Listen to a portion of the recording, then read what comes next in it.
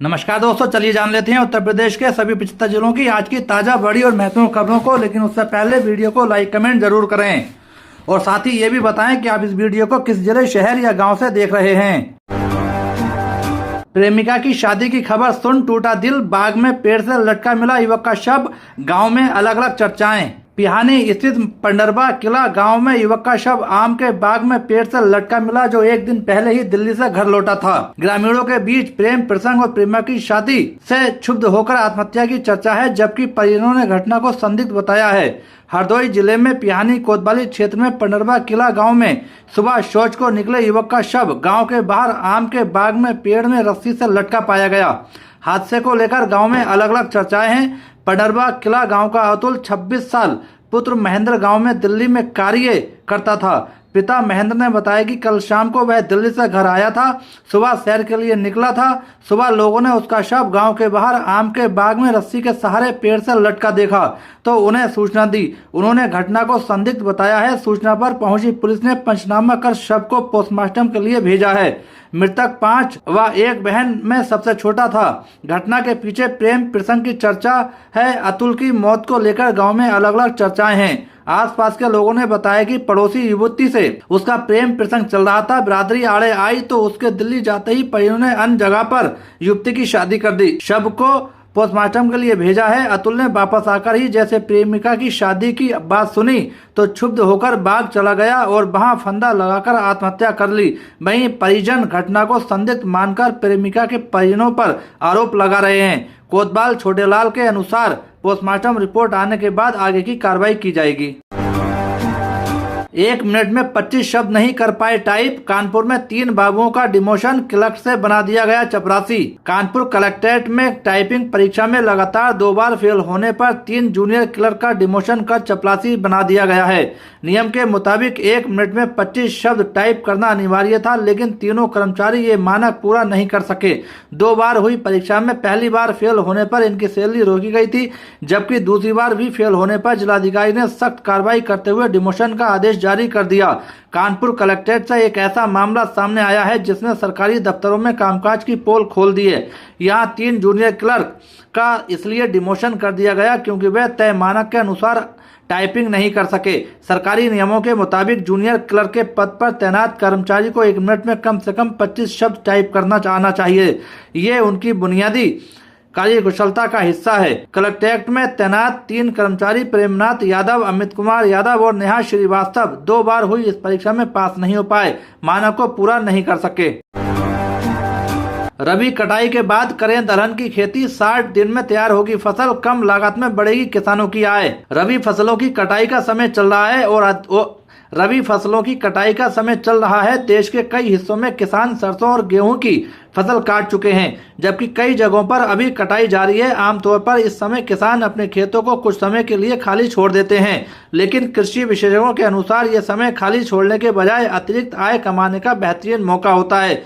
कृषि विशेषज्ञ वकील यादव बताते हैं कि गेहूं और सरसों की कटाई के बाद अगर किसान दलहन और अन्य फसलों की खेती करें तो कम लागत में अच्छा मुनाफा कमा सकते हैं।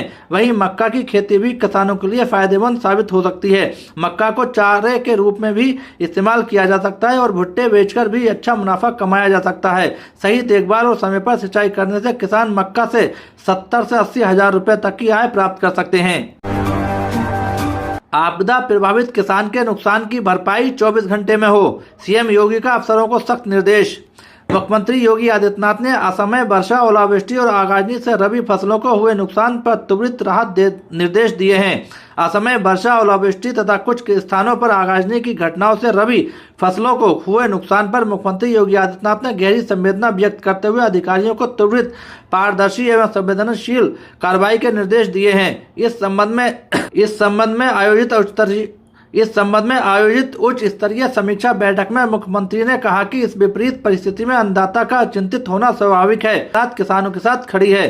मुख्यमंत्री ने निर्देश दिए कि प्रत्येक प्रभावित किसान एवं बटाईदार के नुकसान का सटीक, निष्पक्ष एवं समयबद्ध आकलन कर तत्काल क्षतिपूर्ति सुनिश्चित की जाए। सीएम योगी ने दिए निर्देश।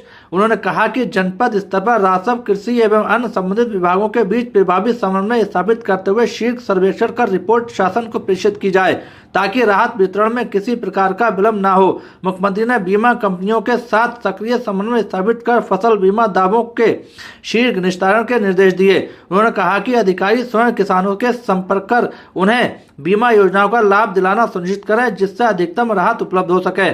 सभी जिलों को तत्काल मिलेगी सहायता राशि। राजस्व विभाग को निर्देशित करते हुए मुख्यमंत्री ने कहा कि राज्य आपदा राहत कोष से प्रत्येक जनपद को पर्याप्त धनराशि तत्काल उपलब्ध कराई जाए। जिलाधिकारी यह सुनिश्चित करें कि प्रभावित किसानों को त्वरित एवं पारदर्शी ढंग से सहायता प्रदान की जाए। जहां आवश्यकता हो वहां राहत शिविर स्थापित किए जाएं तथा मंडी समितियों के माध्यम से भी किसानों को हर संभव सहयोग उपलब्ध कराया जाए। उत्तर प्रदेश कृषि विज्ञान कांग्रेस में सीएम योगी आदित्यनाथ बोले, हमारे पास अन्नदाता किसानों के लिए स्पष्ट नीति। मुख्यमंत्री योगी आदित्यनाथ ने बुधवार को भारतीय गन्ना अनुसंधान संस्थान में 3 दिवसीय उत्तर प्रदेश कृषि विज्ञान कांग्रेस का शुभारंभ किया। इसका आयोजन उत्तर प्रदेश कृषि अनुसंधान परिषद कर रहा है।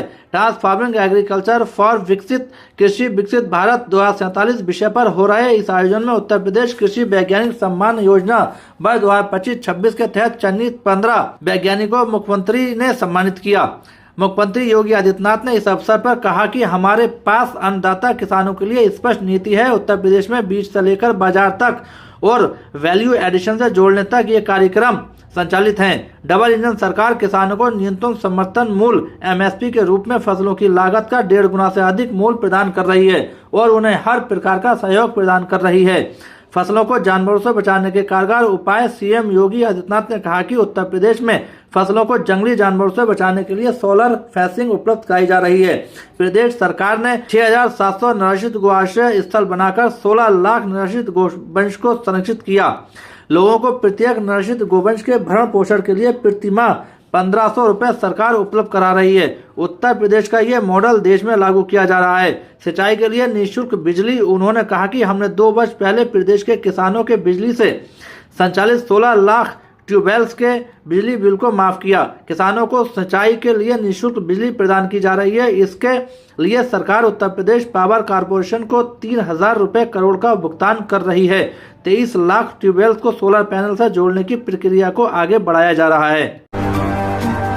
उत्तर प्रदेश पॉलिटेक्निक में रजिस्ट्रेशन करने की लास्ट डेट नजदीक। यहाँ देखें पूरी डिटेल। यूपी पॉलिटेक्निक में रजिस्ट्रेशन करने के लिए उम्मीदवारों के पास केवल कुछ दिनों का ही समय है। उम्मीदवार ऑफिशियल वेबसाइट पर जाकर पंजीकरण प्रक्रिया को पूरा कर सकते हैं।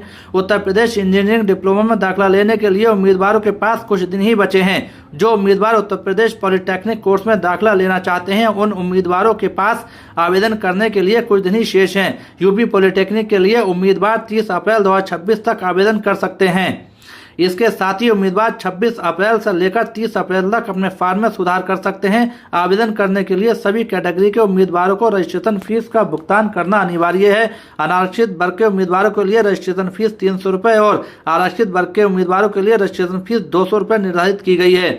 कौन कर सकते हैं आवेदन? आवेदन करने के लिए उम्मीदवारों ने भारत के किसी मान्यता संस्थान से कक्षा 10वीं या 12वीं न्यूनतम 35% अंकों के साथ उत्तीर्ण की हो। आयु सीमा। उम्मीदवारों की आयु की गणना 1 जुलाई 2026 के आधार पर की जाएगी। आवेदन करने के लिए उम्मीदवारों की न्यूनतम आयु 14 वर्ष से कम नहीं होनी चाहिए। इसके साथ ही आरक्षित वर्ग के उम्मीदवारों को आयु सीमा में छूट भी प्रदान की जाएगी। लड़कियों के लिए बैंक सखी बनने का मौका। क्या है आवेदन की अंतिम तारीख और योग्यता? गाजियाबाद में राष्ट्रीय ग्रामीण आजीविका मिशन ने बैंक सखी के पदों पर आवेदन मांगे हैं। ग्रामीण क्षेत्रों में बैंकिंग सुविधाएं पहुंचाने के लिए स्वयं सहायता समूह से जुड़ी महिलाएं 20 अप्रैल तक आवेदन कर सकती हैं। ग्रामीणों तक बैंकिंग सुविधाएं आसानी से पहुंचे, इसके लिए जिन ग्राम पंचायतों में बैंक सखी की नियुक्ति नहीं है वहां पर बैंक सखी की नियुक्ति के लिए 20 अप्रैल तक आवेदन मांगे गए हैं।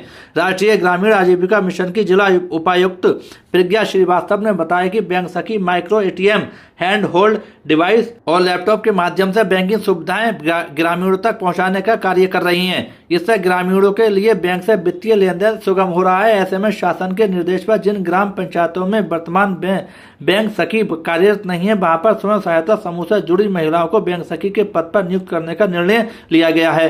इसके लिए आवेदन मांगे गए हैं। अब तक सिर्फ मुरादनगर की 3 ग्राम पंचायतों से ही आवेदन मिले हैं। बैंक सखी के लिए आवेदन करने वाली इच्छुक महिला व युवती की उम्र 18 से 40 साल तक होनी चाहिए। वे उसी ग्राम पंचायत की निवासी और 12वीं पास होनी चाहिए। आवेदन पत्र को ब्लॉक मिशन प्रबंधन इकाई कार्यालय में जमा किया जाएगा। चलिए दोस्तों, आज के लिए इतना ही। उत्तर प्रदेश की सभी खबरों को जानने के लिए बने रहिए हमारे चैनल द यूपी न्यूज 92 में।